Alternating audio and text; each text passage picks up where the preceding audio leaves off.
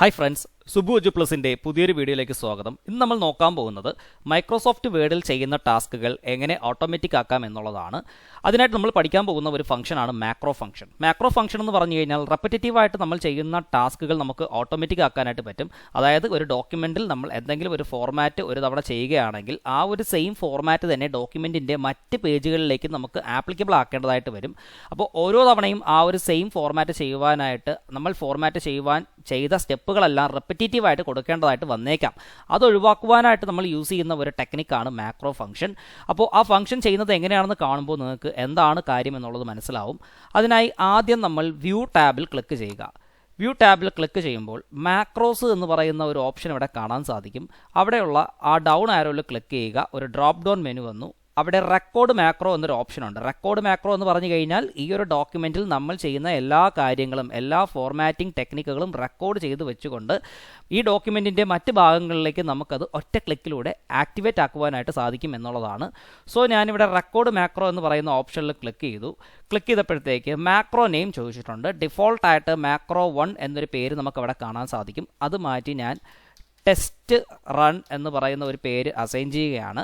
നമുക്ക് മാക്രോ രണ്ട് രീതിയിൽ അസൈൻ ചെയ്യാനായിട്ട് പറ്റും, അല്ലെങ്കിൽ റൺ ചെയ്യാനായിട്ട് പറ്റും. ഒന്ന്, ഒരു ബട്ടൺ ക്ലിക്കിലൂടെയും നമുക്ക് റൺ ചെയ്യാം, അല്ലെങ്കിൽ ഒരു കീബോർഡ് ഷോർട്ട് കട്ട് എക്സിക്യൂട്ട് ചെയ്തുകൊണ്ട് നമുക്ക് അസൈൻ ചെയ്യാനായിട്ട് സാധിക്കും. ഞാനിവിടെ കീബോർഡ് എന്ന് പറയുന്ന ഓപ്ഷനാണ് ക്ലിക്ക് ചെയ്ത് കാണിക്കാൻ പോകുന്നത്. ബട്ടൺ എന്ന് പറയുന്ന ഓപ്ഷനിൽ മാക്രോ എങ്ങനെ ചെയ്യാമെന്നുള്ളത് മറ്റൊരു വീഡിയോയിൽ ഞാൻ പറയുന്നതാണ്. സോ ഞാനിവിടെ കീബോർഡിൽ ക്ലിക്ക് ചെയ്യുകയാണ്. കീബോർഡിൽ ക്ലിക്ക് ചെയ്തപ്പോഴത്തേക്ക് കസ്റ്റമൈസ് കീബോർഡ് എന്ന് പറയുന്ന ഒരു വിൻഡോ വന്നു. ഈ വിൻഡോയ്ക്കുള്ളിൽ press new shortcut key എന്ന് പറയുന്ന ഒരു ഓപ്ഷൻ നമുക്ക് കാണാൻ സാധിക്കും. അതായത് ഏത് ഷോർട്ട് കട്ട് കീ അമർത്തുമ്പോഴാണ് നമുക്കൊരു മാക്രോ ഫംഗ്ഷൻ എക്സിക്യൂട്ട് ആവേണ്ടത് എന്നുള്ളതാണ് അവിടെ ചോദിക്കുന്നത്. സോ ഞാനിവിടെ കൺട്രോൾ ഷിഫ്റ്റ് ഇസഡ് എന്ന് പറയുന്ന ആ ഒരു ഷോർട്ട് കട്ട് ഇവിടെ കൊടുക്കുന്നു. നിങ്ങൾ ജസ്റ്റ് കീബോർഡിൽ കൺട്രോൾ കീയും ഷിഫ്റ്റ് കീയും ഇസഡ് കീയും ഒരുമിച്ച് അമർത്തിയാൽ മതിയാവും. അപ്പോൾ ആ ഒരു ഷോർട്ട് കട്ട് കീ ഇവിടെ അസൈൻഡ് ആവും.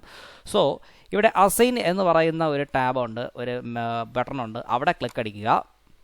ഓക്കെ, ദെൻ ഇത് ക്ലോസ് ചെയ്യുക. ക്ലോസ് ചെയ്ത് ചെയ്യുമ്പോൾ തന്നെ നമ്മുടെ മാക്രോ റെക്കോർഡായി തുടങ്ങിയിട്ടുണ്ട്. മാക്രോ എങ്ങനെ റെക്കോർഡ് ആവുന്നു എന്ന് പരിശോധിച്ച് കഴിഞ്ഞാൽ നമ്മുടെ മൗസിൻ്റെ കേഴ്സർ കണ്ടല്ലോ, ആ ഒരു പോയിൻ്റർ കണ്ടല്ലോ, ആ പോയിൻ്ററിനോടൊപ്പം തന്നെ ഒരു സ്ക്വയർ എമോജി നമുക്ക് കാണാൻ സാധിക്കും. അങ്ങനെ കണ്ടു കഴിഞ്ഞാൽ നമ്മുടെ മാക്രോ റെക്കോർഡിംഗ് ആരംഭിച്ചിട്ടുണ്ട് എന്നാണ് ഇതിൻ്റെ അർത്ഥം. മാക്രോ റെക്കോർഡിംഗ് എന്ന് പറഞ്ഞു കഴിഞ്ഞാൽ ഇനി ഞാൻ ഈ ഡോക്യുമെൻറ്റിൽ ചെയ്യുന്ന എല്ലാ ഫോർമാറ്റിംഗ് ടെക്നിക്കുകളും റെക്കോർഡ് ആവുകയാണ് കേട്ടോ. സോ ഞാനിവിടെ ജസ്റ്റ് ഒരു എക്സാമ്പിളിനായിട്ട് സുബു എജു പ്ലസ് എന്ന് ടൈപ്പ് ചെയ്യുകയാണ്. സുബു എജു പ്ലസ് എന്ന് ടൈപ്പ് ചെയ്തു. ഞാൻ ഈ ടൈപ്പ് ചെയ്ത ടെക്സ്റ്റിനെ വിവിധ ഫോർമാറ്റുകൾ ആപ്ലിക്കബിൾ ആക്കുവാനായിട്ട് പോവുകയാണ്. ആദ്യം തന്നെ ഞാൻ ഫോണ്ട് സ്റ്റൈൽ മാറ്റുകയാണ്. ഫോണ്ട് സ്റ്റൈൽ മാറ്റിയിട്ട് നമുക്കിപ്പോൾ ഏരിയൽ ബ്ലാക്ക് കൊടുക്കാം. ഫോണ്ടിൻ്റെ സൈസ് ഞാനൊരു 36 കൊടുത്തു. ദെൻ ഫോണ്ടിൻ്റെ കളറ് നമുക്ക് ബ്ലൂ ആക്കാം. ഇത്രയും കാര്യങ്ങൾ ഞാൻ ചെയ്തു. ഓക്കെ, ഇത്രയും കാര്യങ്ങൾ ഞാൻ ചെയ്തു. ഇതെല്ലാം മാക്രോ ഫംഗ്ഷൻ റെക്കോർഡ് ചെയ്തിട്ടുണ്ട്.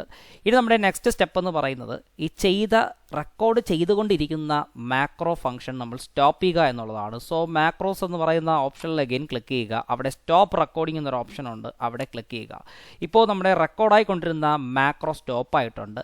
ദെൻ റെക്കോർഡ് ചെയ്ത് വെച്ചിരിക്കുന്ന ഈ സെയിം ഫോർമാറ്റ് ഈ ഡോക്യുമെൻറ്റിൻ്റെ മറ്റ് ഭാഗങ്ങളിലേക്കും എനിക്കൊരു സിംഗിൾ ക്ലിക്കിലൂടെ ആക്ടിവേറ്റ് ആക്കാനായിട്ട് പറ്റണം. അതെങ്ങനെയാണ് എന്നുള്ളത് നോക്കാം. ഇപ്പോൾ ഇവിടെ കാണുന്ന ഈ ഒരു കർസർ ലൈൻ ഞാൻ എൻ്റർ കീ പ്രസ് ചെയ്ത് മറ്റൊരു ഭാഗത്തേക്ക് കൊണ്ടുവയ്ക്കുകയും ഇനി നമ്മുടെ മാക്രോ റൺ ചെയ്യാനും പോവുകയാണ് കേട്ടോ. ഇപ്പോൾ മാക്രോ റൺ ചെയ്യാനായിട്ട് ഇവിടെ മാക്രോസ് എന്ന് പറയുന്ന ഈ ഒരു ഡൗൺ ഏരിയ തന്നെ ക്ലിക്ക് ചെയ്താൽ മതി. വ്യൂ മാക്രോ എന്ന് പറയുന്ന ഓപ്ഷനിൽ ക്ലിക്ക് ചെയ്യുക. അവിടെ ടെസ്റ്റ് റണ്ണ് എന്ന് ഞാനൊരു മാക്രോ അസൈൻ ചെയ്തിട്ടുണ്ട്. അത് ഓൾറെഡി ഇവിടെ സെലക്റ്റഡ് ആണ്. ദെൻ ഇവിടെ റൺ എന്ന് പറയുന്ന ഒരു ബട്ടണിൽ ക്ലിക്ക് ചെയ്യുക. കണ്ടോ, നമ്മൾ നേരത്തെ ചെയ്ത ആ ഒരു സെയിം ഫോർമാറ്റിലായിരിക്കും താഴെ എവിടെയാണോ നമ്മൾ കേഴ്സർ പോയിൻ്റർ കൊണ്ടുവെക്കുന്നത് അവിടെ നമ്മുടെ ടെക്സ്റ്റ് വരുന്നത്. എഗെയിൻ വീണ്ടും നമുക്ക് ആ ഒരു സെയിം ടെക്സ്റ്റ് സെയിം ഫോർമാറ്റിൽ തന്നെ മറ്റ് പേജുകളിലോ സെയിം പേജിലോ ഒക്കെ വരണമെന്നുണ്ടെങ്കിൽ വ്യൂ മാക്രോയിൽ ക്ലിക്ക് ചെയ്യുക. ദെൻ ടെസ്റ്റ് റണ്ണെന്ന് പറയുന്ന ആ ഒരു ടാബ് ക്ലിക്ക് ചെയ്യുക. അപ്പോൾ ഇങ്ങനെ നിങ്ങൾക്ക് മാക്രോ ക്രിയേറ്റ് ചെയ്യാവുന്നതാണ് കേട്ടോ. അതുപോലെ തന്നെ ഞാൻ നേരത്തെ ഒരു ഷോർട്ട് കട്ട് കീ അസൈൻ ചെയ്തല്ലോ, കൺട്രോൾ ഷിഫ്റ്റ് ഇസഡ്. ആ ഒരു സെയിം പേജിലോ അല്ലെങ്കിൽ ആ ഡോക്യുമെൻ്റ് മറ്റ് ഭാഗങ്ങളിലോ കേഴ്സർ ലൈൻ കൊണ്ടുവച്ചതിന് ശേഷം കൺട്രോളും ഷിഫ്റ്റും ഇസഡും ഒരുമിച്ച് അമർത്തി കഴിഞ്ഞാൽ ഞാൻ റെക്കോർഡ് ചെയ്ത് വെച്ചിരിക്കുന്ന ആ ഒരു മാക്രോ അവിടെ റൺ ആവുകയും ആ ഒരു സെയിം ഫോർമാറ്റ് അവിടെ ആക്ടിവേറ്റ് ആക്കുകയും ചെയ്യുന്നു. സോ ഇത് നിങ്ങളെല്ലാവരും പരിശീലിച്ച് നോക്കുക. ഒരു മാക്രോയെ നമുക്ക് വിവിധ രീതിയിൽ എഡിറ്റ് ചെയ്യാനും പറ്റും കേട്ടോ. നമ്മൾ ഓൾറെഡി ക്രിയേറ്റ് ചെയ്ത് വെച്ചിരിക്കുന്ന മാക്രോയെ നമുക്ക് എഡിറ്റ് ചെയ്യാനുള്ള ഓപ്ഷൻസും അവൈലബിൾ ആണ്. സോ അതിന് വ്യൂ മാക്രോസിൽ പോവുക.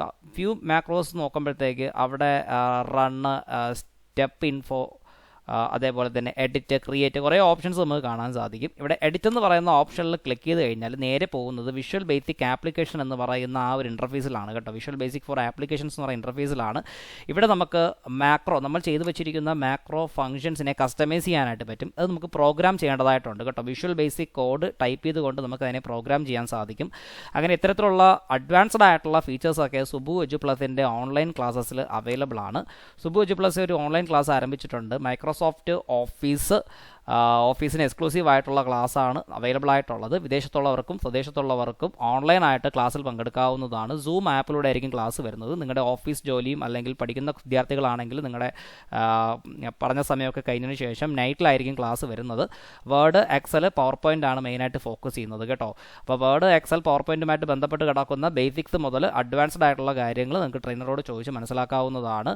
ഓക്കെ, അപ്പോൾ നമുക്കറിയാം ഇന്ന് ഓഫീസ് ജോലികൾക്ക് വളരെ അനിവാര്യമായിട്ടുള്ള സോഫ്റ്റ്വെയറുകളാണ് വേർഡ്, എക്സൽ, പവർ പോയിൻ്റ് എന്ന് പറയുന്നത്. അതിൽ തന്നെ എക്സലിന് കുറച്ചും കൂടി കൂടുതൽ നമ്മൾ പോയിൻ്റ് ചെയ്ത് പഠിക്കേണ്ടതായിട്ടുണ്ട്. സോ ഈ ക്ലാസ്സുകൾക്കായിട്ട് ബന്ധപ്പെടുക 9037933352.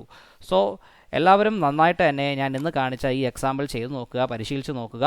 നിങ്ങൾക്ക് വരുന്ന ഡൗട്ട്സ് എല്ലാം കമൻറ്റ് ബോക്സിൽ രേഖപ്പെടുത്തുക. സോ മറ്റ് ക്ലാസ്സുകൾക്കായിട്ട് എല്ലാവരും ചാനൽ സബ്സ്ക്രൈബ് ചെയ്യുക, ലൈക്ക് ചെയ്യുക, ഷെയർ ചെയ്യുക. വീഡിയോ കാണുന്ന എല്ലാവരും ചാനൽ സബ്സ്ക്രൈബ് ചെയ്യുന്നില്ല. നിങ്ങൾ തരുന്ന ഓരോ സബ്സ്ക്രിപ്ഷനുമാണ് പുതിയ വീഡിയോസ് ചെയ്യാനുള്ള എൻകറേജ്മെൻറ്റ് എന്ന് പറയുന്നത്. സോ നല്ല രീതിയിലുള്ള സപ്പോർട്ട് തരിക.